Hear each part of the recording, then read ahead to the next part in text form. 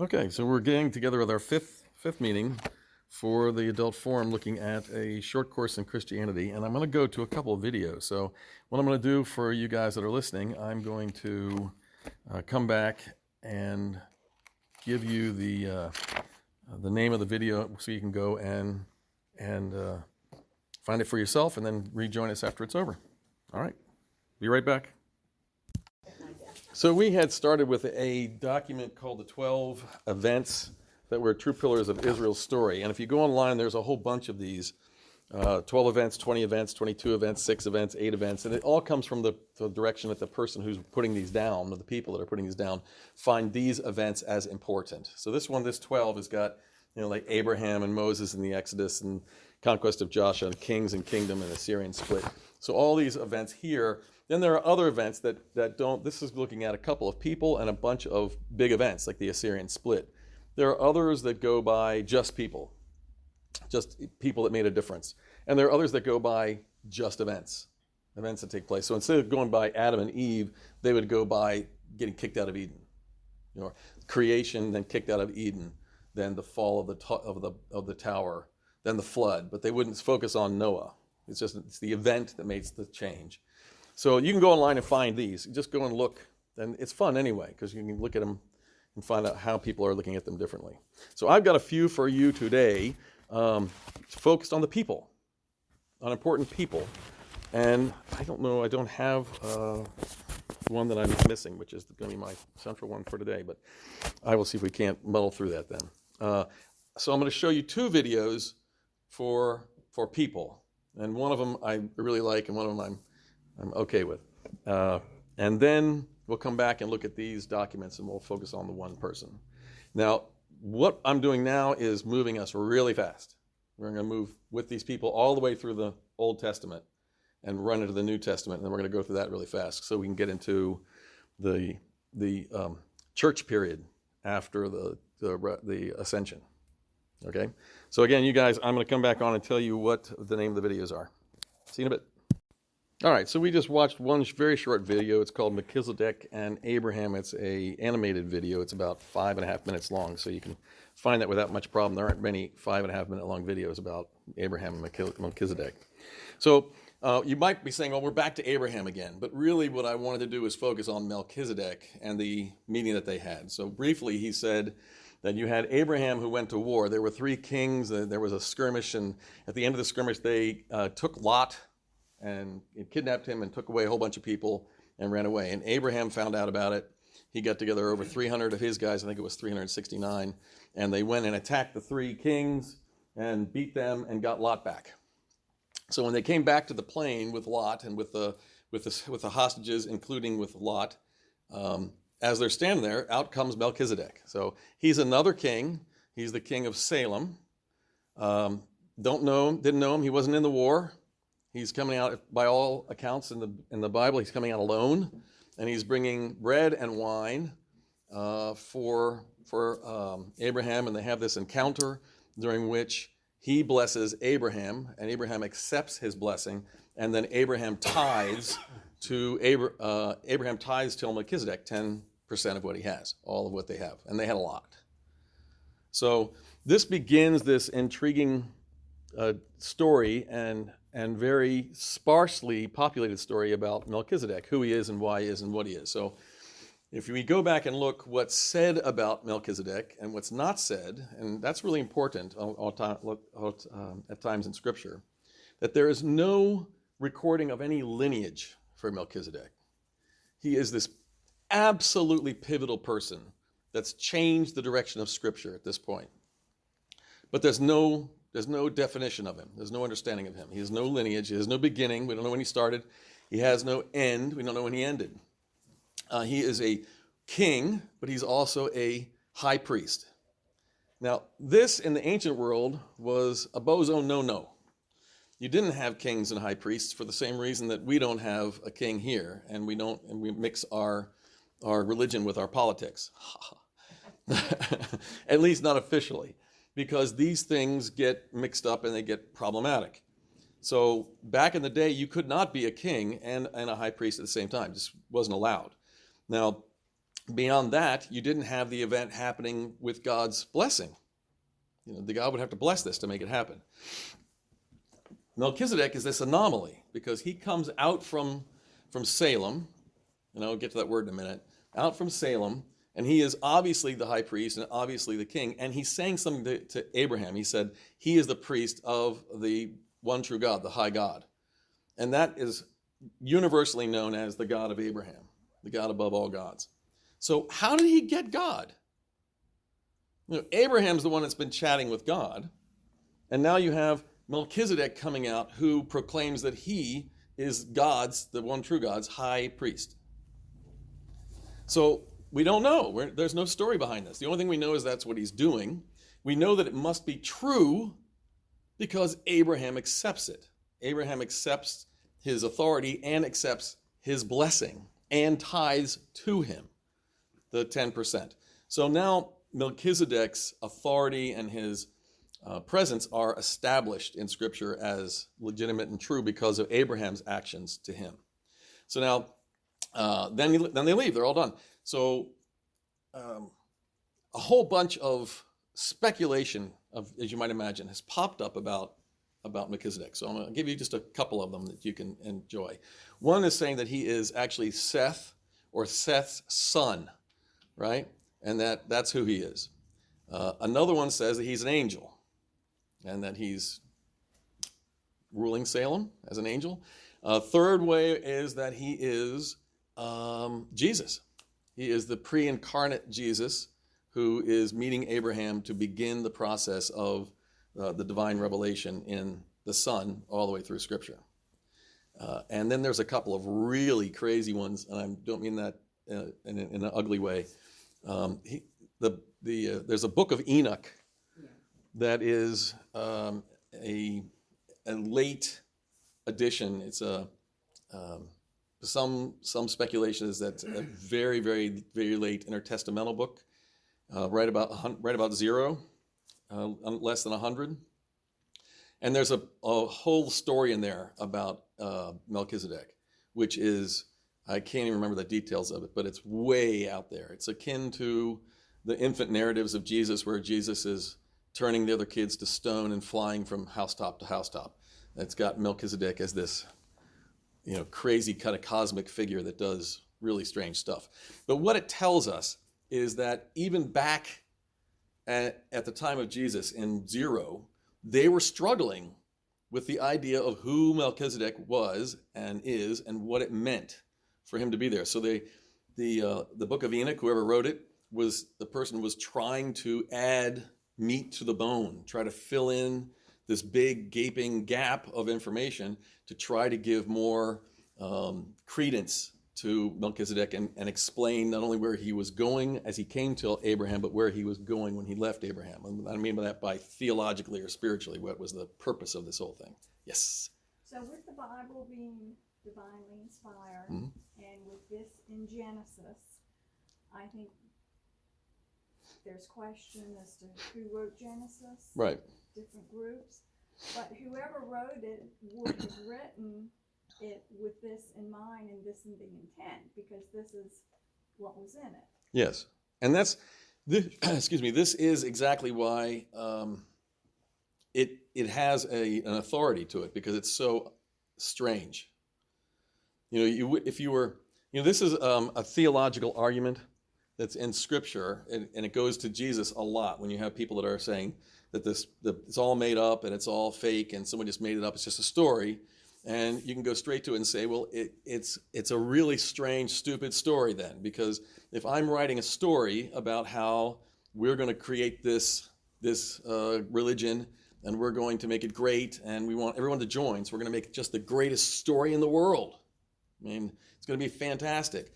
Then I'm really weird for me to put in a lot of these really degrading mistakes and faithless actions by the people who are supposed to be faithful, and then at the end say, and one day this whole thing's going to fall apart and everybody's going to be gone. It's just not a very, you want to join this, you're saying, well, wait, one day this is all going to fall apart and it's going to be gone. This is not a really good club to be in. I think I'll go someplace else. We don't make up stories that way. We make up stories that have happy endings and clubs that have happy endings and things that people want to join because they're inspiring. The biblical story, if you take it as a story in the first century, is not a good story. It doesn't fit other stories about faith. And Melchizedek is one of the absences of information that doesn't make any sense. If the person was writing about Melchizedek as this pivotal figure, they would have written in a whole lot of information if they had it, or if it was necessary, or if they were supposed to. Right? So you're talking about the inspiration. If they're inspired to write this account of Melchizedek, but that's all, then that's all they would write. Well, is it widely thought that he was the pre-incarnate Jesus? Different camps. All of these, except for the Enoch one, all these other ones have small groups. I'd say predominantly the view of Melchizedek is this kind of confused, we don't know. I mean, I read a lot of people, a lot of scholars who are saying, these are the different groups, but we don't know. I'm not going to, I'm not going to go. What I'm saying is what we're talking about here is saying rather than what he is, let's think about what he means. What's the significance of Melchizedek? Well, it's huge because you have this man who is at the heart of God's interaction with human beings, bowing to this man who is somebody we have no idea about, and then he walks away. Now, one of the things that makes people think he's Jesus is because he gives him bread and wine, which is a prefiguring communion, right? So we can read back into a lot of events, and we can read that back into this event, but then and say, oh, well, that's just us making it up. But this flows through the rest of Scripture. There's only 3 places where Melchizedek is spoken about, and it flows in those places. So what they're talking about in this video is this idea of the royal priesthood. So Adam and Eve were in the royal priesthood. They were basically king priests if they had stayed where they were, right? They were in charge of everything. God said, you've got, everything belongs to you. Everything you've got it, you rule it. Right, you have dominion over everything. So they are the rulers they have dominion over earth, but they are the first children of God. They're going to be talking about God. So they are the first, but they fell. So no more king priests. Then we move up. This doesn't happen again. No more king priest. Doesn't see it anywhere. Then you have Melchizedek, comes out of nowhere. He goes back to Salem. And that's the end of Melchizedek. He's gone. And we have the events of Scripture, which now take us all the way up to David. Okay? So the next one I'm going to show you is about David. Same people make this one. And it starts to put things closer together as to what it is it is to be the king priest. In the order, you hear this phrase now, the order of Melchizedek. Okay, so we're looking at David, and before David you have Saul. So Saul was shaky on shaky ground with God, even though he was consecrated by God. As Jay has said, Samuel said, go to this place and wait to attack this army, and I'll be there at 7 days. I'll be there in 7 days, and he waits 7 days, and it's the beginning of the 8th day, and Samuel's not there, and so he says, okay, well, we got to do this because we've been waiting for 7 days. You got this whole army waiting to attack, and we're all nervous, and we don't want to get on with it. So he goes and makes the sacrifice. And right when he's getting done with the sacrifice, Samuel comes walking out of the bushes. And he's saying, what did you do? And he said, well, you weren't here, and so I made the sacrifice. And it's just really quick. Samuel's like, you're done. You're all done. God condemns you for this. You're faithless. You've broken this. You can't be the king and the priest at the same time. You're not supposed to. That's a no-no. It's not for you. And you've taken that on your own. You've made yourself that. You have usurped God's will, God's purpose, and we know what happened to Samuel. So now you have David comes along, and it happens again, but this time God's okay with it, right? And it's really a profound way when he takes Salem, right? So Salem, what is Salem? If you watch different videos, sometimes the videos pronounce it Shalom, but the literal translation in spelling is S-A-L-E-M, Salem. And the word Salem or Shalom means peace, right? So the name was changed to Jerusalem. What is Jerusalem? Jerusalem. And Jeru means flowing peace. So you had Melchizedek, and his name means God's righteousness. So you have God's righteousness, the king of flowing peace, right? So who else is going to be God's righteousness and as it comes forward? Jesus says the righteousness of God. So now you have this connection that's growing tighter and tighter and tighter between this odd account of Melchizedek and Abraham, now pointing very specifically toward the event of the incarnation, with this stop off with David. So David has now taken Jerusalem without firing a shot, by the way. It was the unconquerable city. It was right in the middle of where the dividing line of the tribes of Israel and Judah, and it was like a nut, a burr under the saddle, because it was not them. And they said, well, you can't. We'll spend our entire army trying to conquer this place, and won't be able to do it because it's on this hill. And they did it without firing a shot because they went in what's called Hezekiah's tunnel, which is the way the water gets out of a spring, and they went in the tunnel underneath the city and then climbed up the well, went, opened the door, and just walked in. So when the sun came up, David's whole army was just in the city going, hi. And that was it. So it was a very, very, I've been through Hezekiah's tunnel. I've walked the whole thing and come out the other side. It's really quite amazing. So David takes the city and he moves the Ark of the Covenant up into the city. And when he does this, he puts on the priestly robe and a white ephod, a linen ephod, which is a linen square right here. You ever see Masons? Masons wear an ephod, that little apron that they wear, and that's why they wear it. They wear it in honor of the high priest. So David wears this thing and dances, in joy for this thing. And this is reported in the book of Samuel and in Chronicles. And there's a misunderstanding when this is reported, because in Chronicles, I'm going to get them backwards. Let's say it's Samuel. In Samuel, you have David, who says he puts on an ephod and he dances, and his wife, which is the son of Saul, sees him from the window, and she says, this is disgusting. He has exposed himself to the people and made a mockery of the family, and she hates him. And of course, eventually he marries her because it's the dynasty, Saul's daughter. They never have a child, and that's part of the prophecy. So, but it comes away from that, and the assumption is that David was basically naked. He's wearing a diaper, which is not an ephod.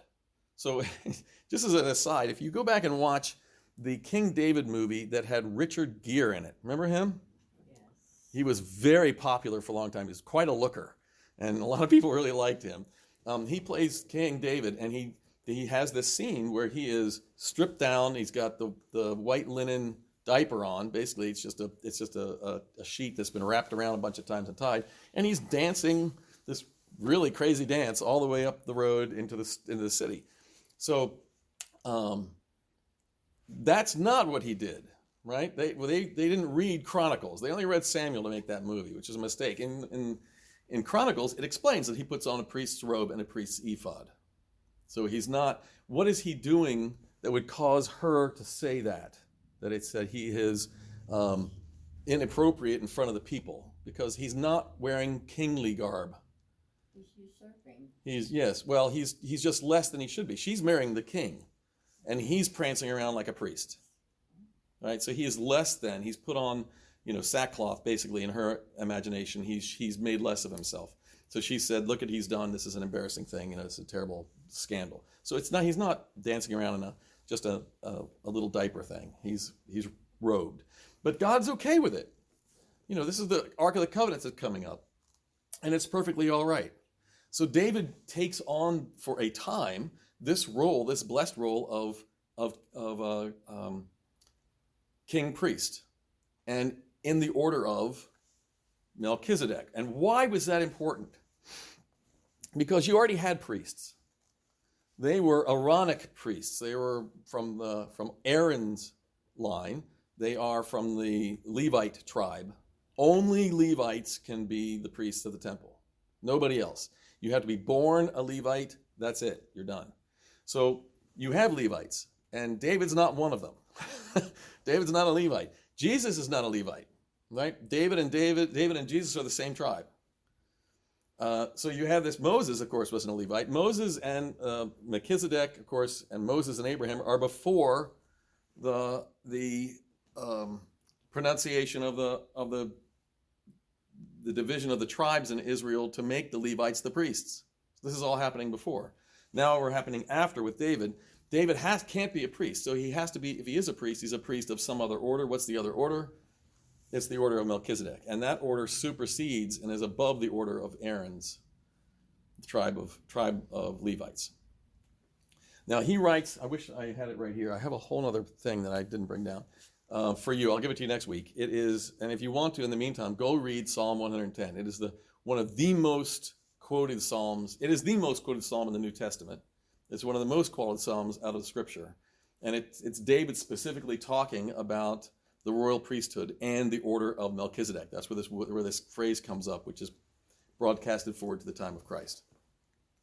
Now, David doesn't get to keep it for the same reason that we saw in the video, because the order of Melchizedek, remember what I said about Melchizedek? He has no beginning and he has no end. He has no lineage. That's why they say he's an angel. He's not born of a person.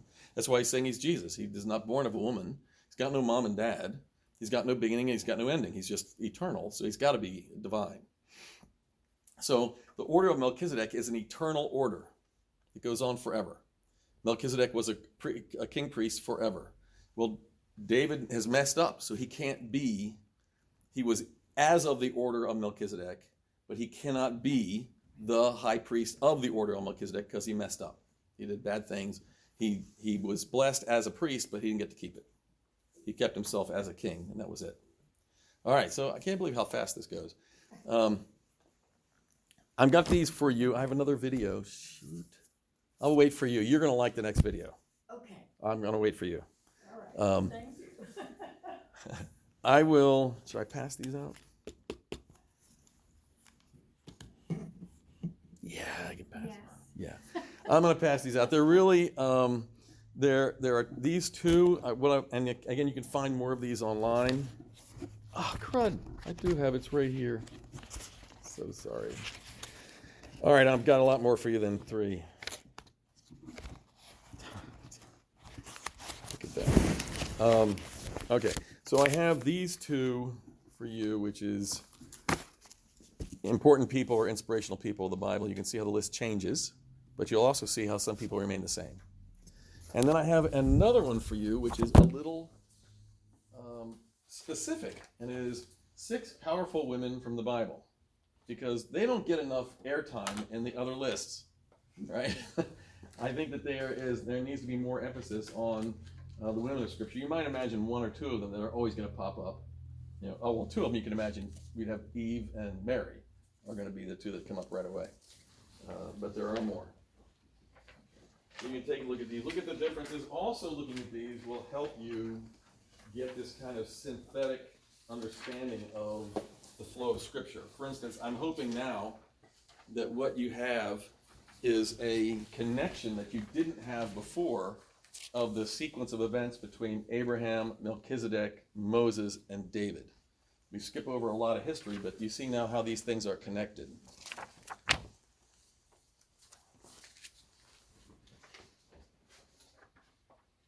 And I promise you that next week we're going to finish the Old Testament, so that's going to be moving. I won't be here next week. So it'll be 2 weeks. And I think, what, is it 2 weeks, the second Sunday? Yes. So it will be after No, that. 2 weeks on the first Sunday. And was it? Sunday? First Sunday. Okay. Okay, that's that one. And here we have the women.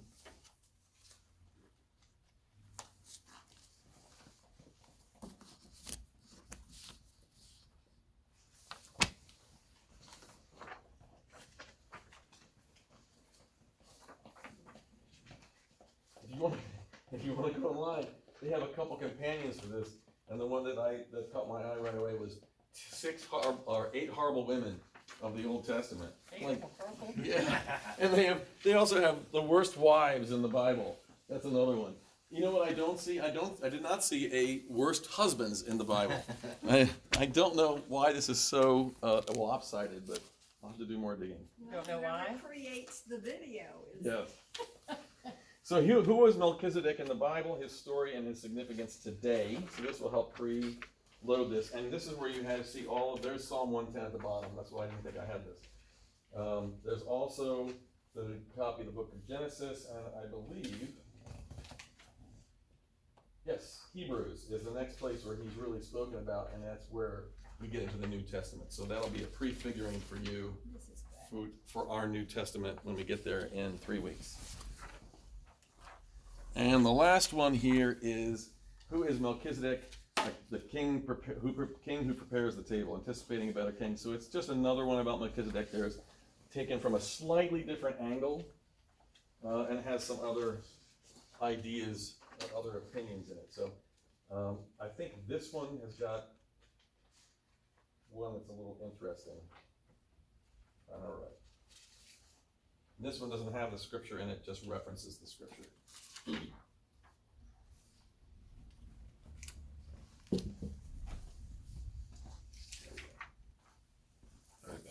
You get that?